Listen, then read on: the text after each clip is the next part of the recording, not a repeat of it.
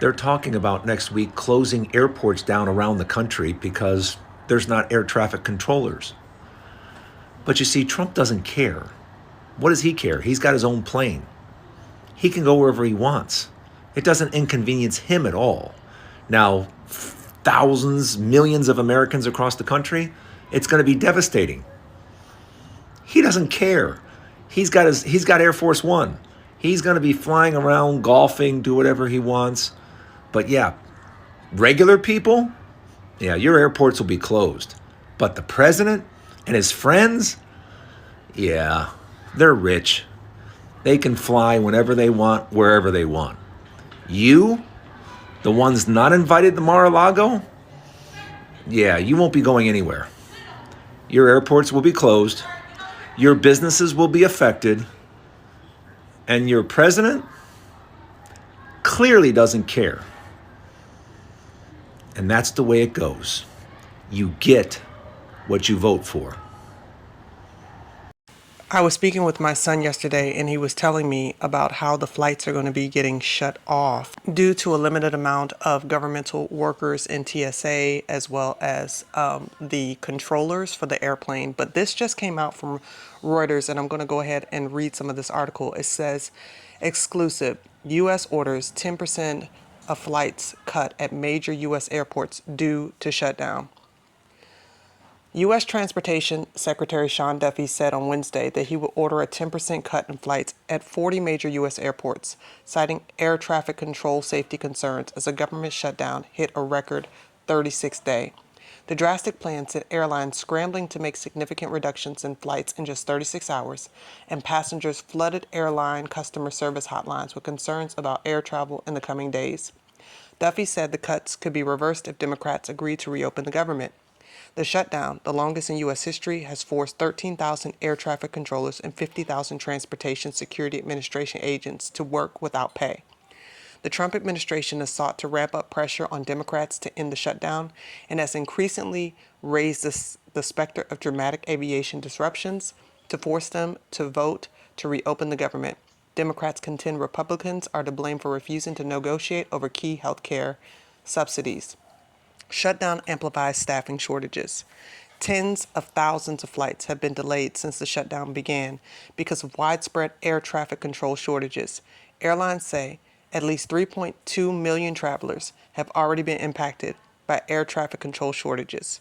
We had a gut check of what is our job, Duffy told reporters, citing a confidential safety assessment of the impact of the shutdown on controllers that raised concern about their performance.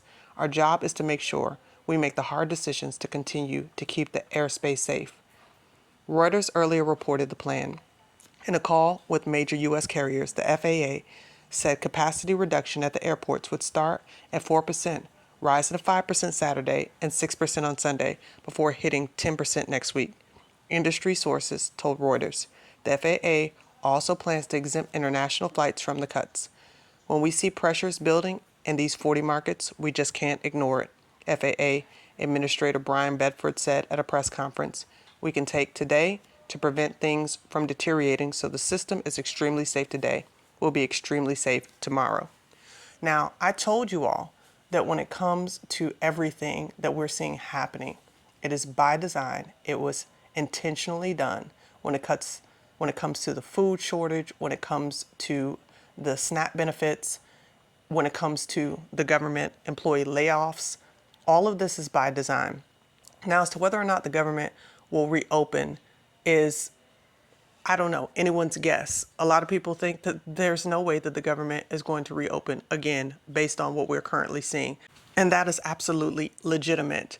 But we need to understand that what's happening is the global reset that Klaus Schwab talked about during COVID. He talked about how the entire world was going to be reset. That's why it was called the global reset, because the way we have been seeing things, the way we've been living in America and in any country that you reside in will dramatically shift based on the times that we're living in.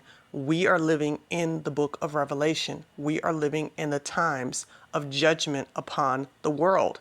And the judgments that are coming are going to be digital judgments. There are going to be judgments that cause the people to have to decide if they want to remain in the image of Yah or they want to be integrated with the machine and be the image of Hasatan. This is what it all boils down to. This is what the temple boils down to. The mark of the beast. All of these things are centralized around what we're currently seeing happening in Washington, in Singapore, in Taiwan, in Venezuela, in Vietnam, in the UK, in Nigeria, in Kenya, yes, African countries as well, because this is a global reset and we need to be aware of that. So what does that mean for us?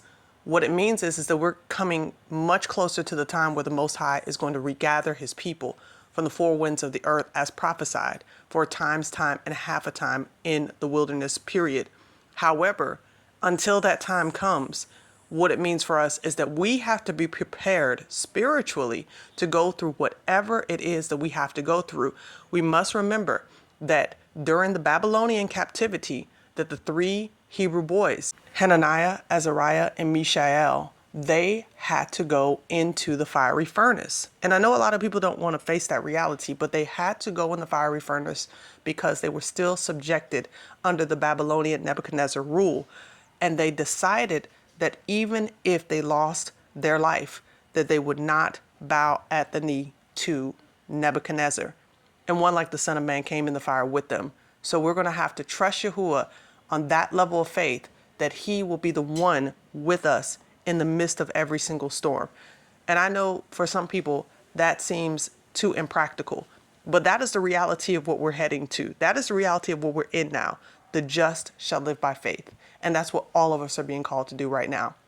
In any case, if you have travel plans, definitely check and see what impact your travel plans may have had because of this 10% shutdown. I do believe it's going to escalate beyond 10% because I don't see them, either one of them, holding, removing their stance in terms of what they want and for the government shutdown to end.